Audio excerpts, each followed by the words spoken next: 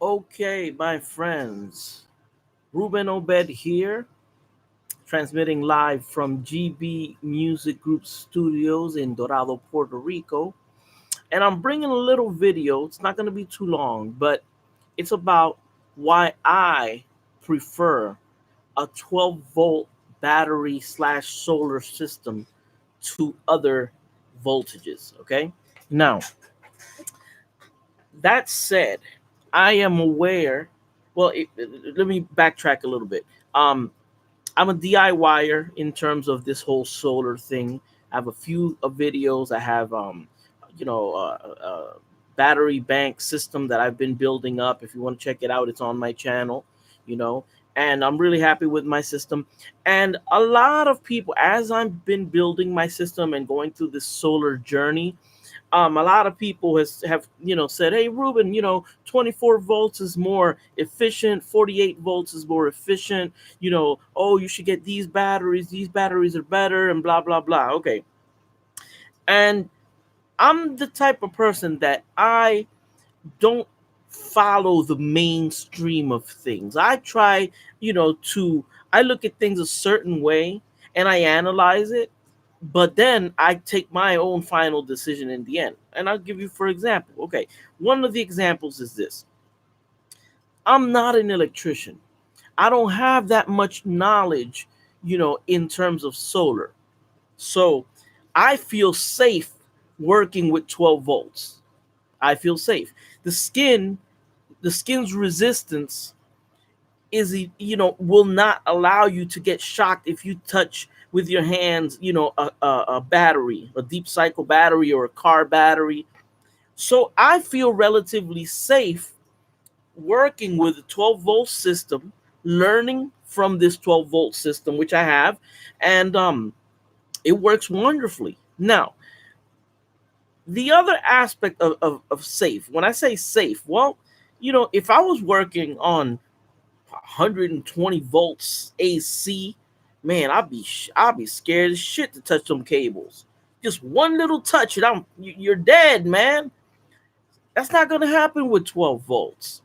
If you got a little kid around the house and accidentally like touches the batteries, you're not gonna have an issue unless he puts a piece of metal on top of the. You know what I mean? So 12 volts to me is safe. And since I'm not an electrician, I'm not in that. I don't want to die. I don't want to be get electrocuted. You know what I'm saying?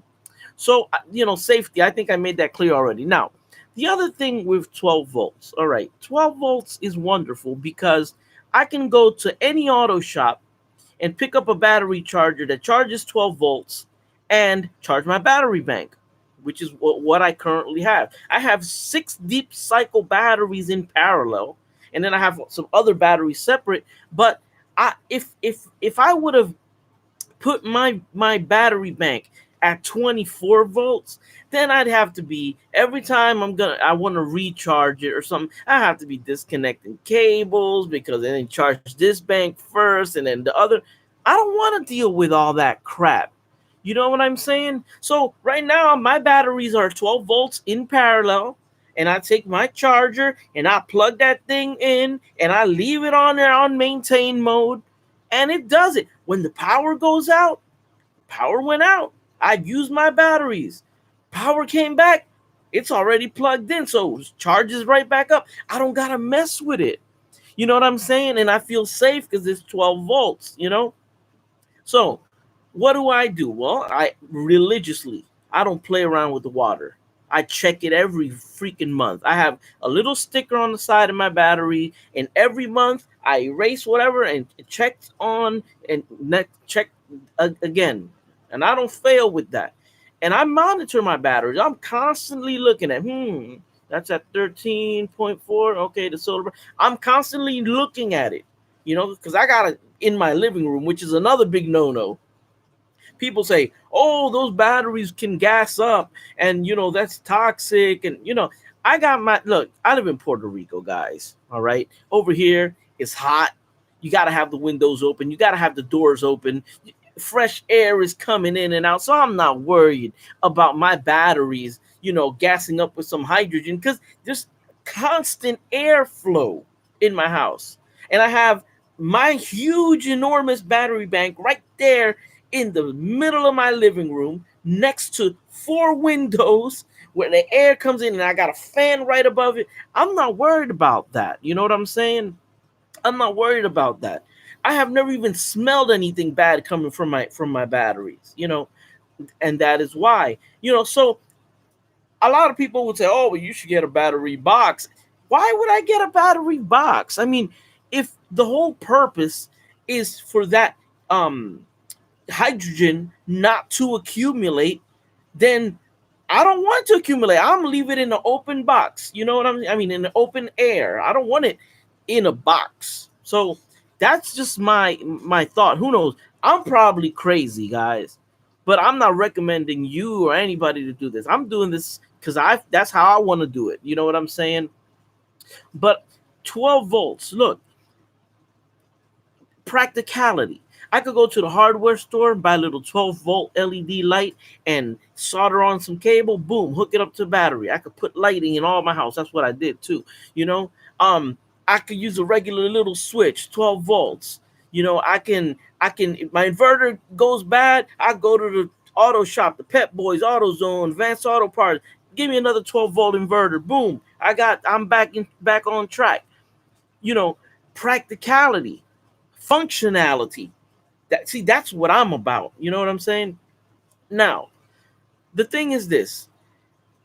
I would love to have like some Trojan batteries and or some Battleborn or some I would love it. But the problem is that when you live on an island, things aren't really practical. Like I don't own a vehicle, I don't own a car. So in order for me to get let's say a Battleborn or some Trojans, I gotta go into the city. So I gotta find a ride. I gotta pay somebody to take my ass, and then I gotta pay. But I got Advanced Auto Parts like what 2 blocks away. I just walk over there, and I buy my battery, and I bring it right home. And that is why I like the 12-volt system. A lot of people say, "Hey, but Ruben, a 24 and 48-volt system is more efficient." Okay, that's fine. I understand that it's more efficient, but that efficiency, supposed that minimal efficiency, which I consider, all it's gonna do is gonna rob me of my comfort and of the practicality.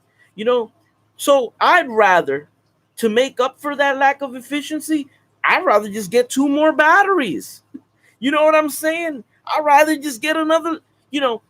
That's me, guys. I'm not trying to. Another thing that people talk about is the cable. Oh, if you go to 24, 48-volt system, you can have longer runs with thinner wires. I don't like thin wires. I actually like the really fat gauge wires. I think it looks nice and beefy and awesome. Right now I got my system on 4-gauge wire. Shit, I'm thinking of putting 2-gauge wire on my batteries because I love the big, thick cables. It looks to me, it looks freaking awesome. You know, and that is my mentality. You know what I'm saying? So it probably goes against a lot of what other people think that are into solar, but that's just my way. You know what I mean? That's my way of doing it. So I got, if y'all want to check it out, my system, I got my video. If you type in off grid DIY house or just off grid, you'll see my video. And so I got my system on the table, and I put a big ass high voltage sign with LED lights and a fucking strobe and shit on my system. Guys, I know it ain't high voltage. I know it ain't high voltage. It's just like a gimmick. But that's just how I am. You know what I'm saying? So my solar system, I built it not only for practical purposes, but kind of like a concept. You know what I'm saying? Like a concept, and of my personality, my creativeness. To me, it's like a work of art. You know what I'm saying? I mean, nobody has a big ass huge system right there in their dining room table. I do. That's me. That's the way I roll. You know what I'm saying? And I love it like that, and I like it. And everybody does things the way they want to do it. And so like if you watch my videos, take everything I do with a grain of salt, because I listen to everybody. Because I like one guy that I'm a big fan of, Will Prowse. Like a couple months back, he we were I was watching a video, and in the video he recommended to get a MPPT charge controller. All I had was a PWM at the time, and I did, and I purchased one, and God, it's awesome. You know what I mean? And I made the investment, and it looks great aesthetically. I love how it looks. You know, but that's how I do these things. Like right now, I have my system.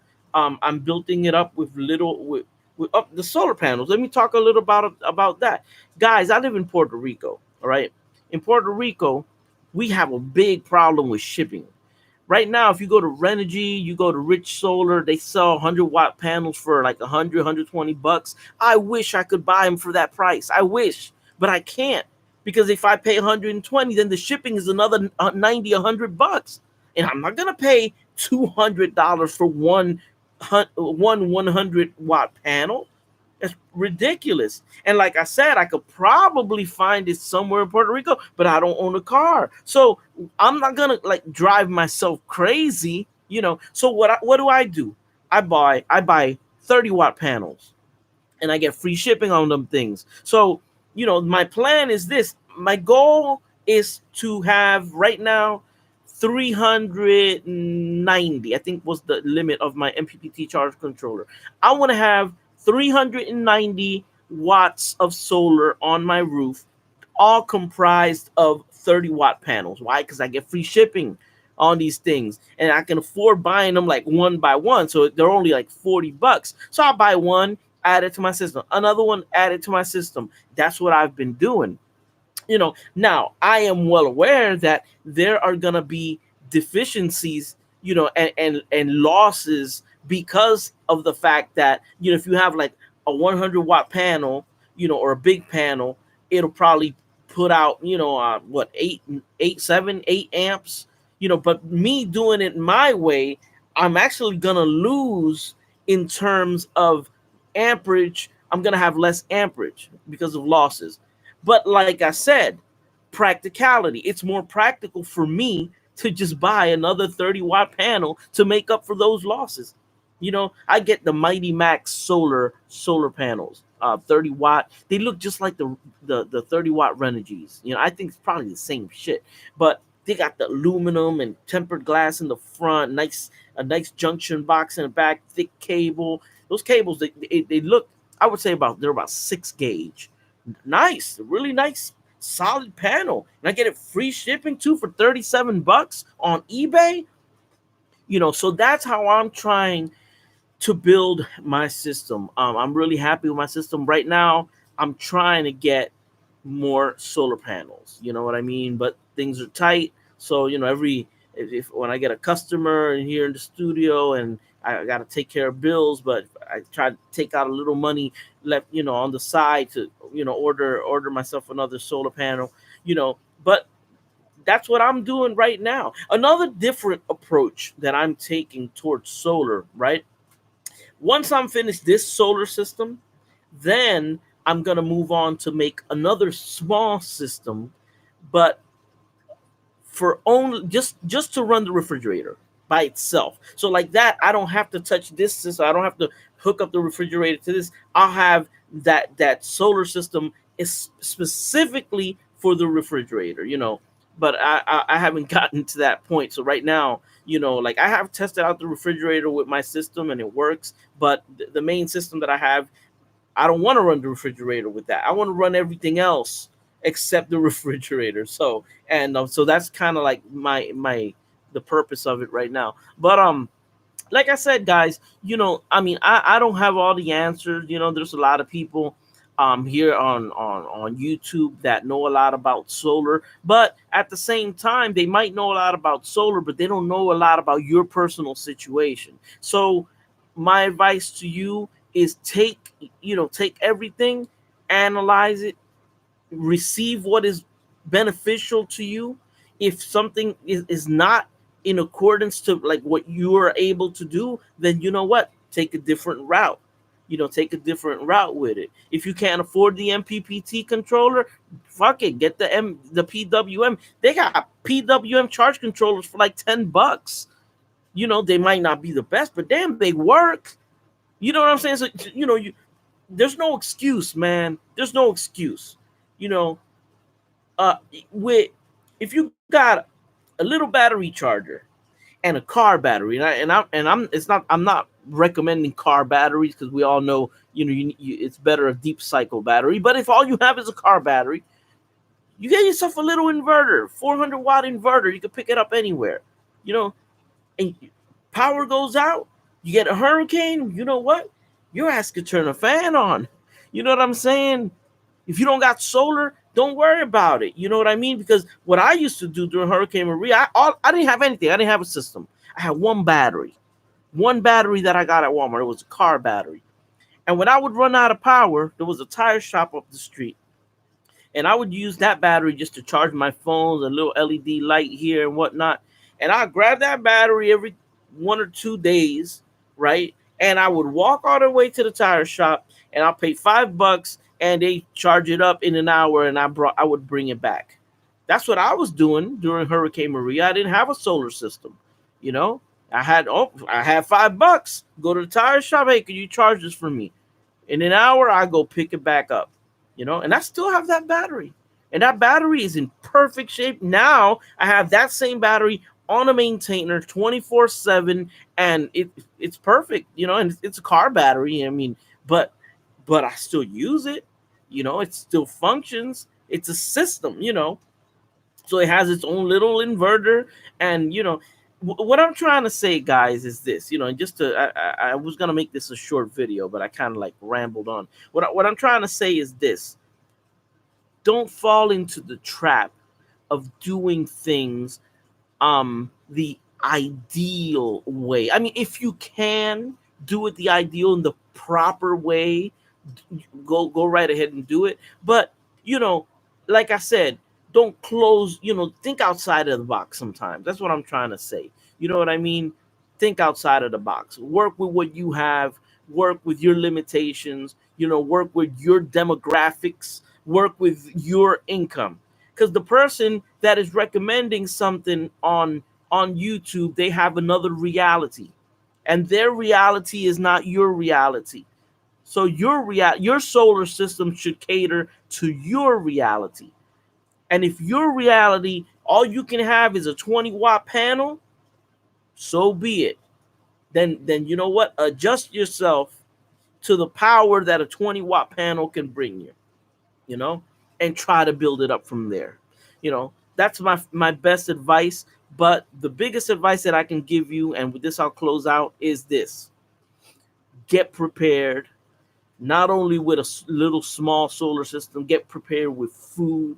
Get Prepare your pantry. Stock up on water, guys.